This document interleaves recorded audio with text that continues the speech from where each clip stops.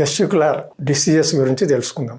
అంటే ఎటువంటి జబ్బులు వస్తుంటాయి వృషణాలకు, దానివల్ల తీసుకోవాల్సిన జాగ్రత్తలు, దానికి హోమియోపతిలో ఎలాంటి ట్రీట్మెంట్ ఉంటుంది అనేది మనం మాట్లాడుకుందాం. ఈ టెస్టికల్స్ అనగానే ఒకే రకమైన జబ్బులు ఉండవు, రకరకాల జబ్బులు ఉంటాయి. ఒకసారి ఇన్ఫెక్షన్ కావచ్చు, ఒకసారి దెబ్బలు తగలడం కావచ్చు, ఇంకోసారి వచ్చేసి ఈ సైడ్ ఉండేటి వ్యారికోసిల్ వచ్చినప్పుడు దాని ఎఫెక్ట్ దాని మీద పడుతుంది ఇండైరెక్ట్. సో ఇలాంటి కారణాల వల్ల దానికి హోమియోలో మంచి మందులు ఉన్నాయి. సపోజ్ హైడ్రోసిల్ అంటాం, అంటే నీరు చేరడం. వృషణాల చుట్టూ సంచి మాదిరి ఉంటుంది బ్యాగ్, ఆ బ్యాగ్ లో నీరు చేరడం వల్ల ఒకసారి చాలా బరువు ఉంటుంది, కూర్చోడానికి కూడా ఇబ్బందిగా ఉంటుంది, పడుకోలేరు, కూర్చోలేరు. అది ఒక్కొక్కసారి ఒక 120 ml 100 ml వరకు కూడా వాటర్ ఉండొచ్చు దీంట్లో. దానికి ట్యాపింగ్ చేసి నీరు తీసేస్తారు. అదొక ప్రొసీజర్ అనమాట. హోమియోపతిలో ఆ రీజన్ ఏంటి కరెక్ట్ కనుకొని ఇన్ఫెక్షన్, ఒకసారి బోధకాలు వ్యాధి అంటాం, ఫైలేరియాసిస్, అలాంటి వాళ్ళలో కూడా టెస్టికల్స్ కు వాటర్ వస్తుంటుంది, స్వెల్లింగ్ అయిపోతుంది. సో ఇలాంటి కారణాలను బట్టి మనం టెస్టికులర్ ప్రాబ్లం ఏంటి అనేది తెలుసుకోవడం జరుగుతుంది. దీనికి మనం హోమియోపతిలో మంచి మందులు ఉన్నాయి, కానీ స్టార్టింగ్ స్టేజ్ లో అయితేనే మంచి రిజల్ట్ వస్తుంది. కాబట్టి ఏం చిన్న ప్రాబ్లం ఉన్నా, కొంచెం సైజ్ డిఫరెన్స్ అనిపించినా కూడా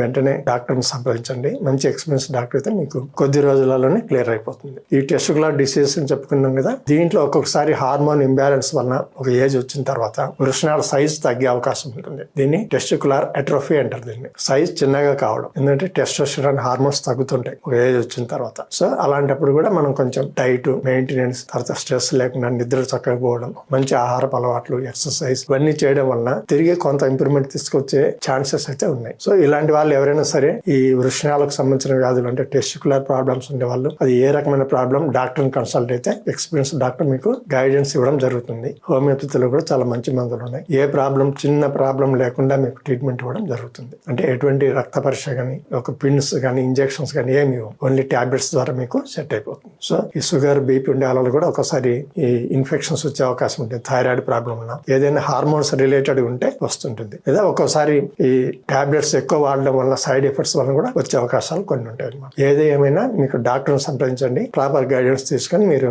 హోమియోపతి మందులు వాడుకోవచ్చు. నమస్తే.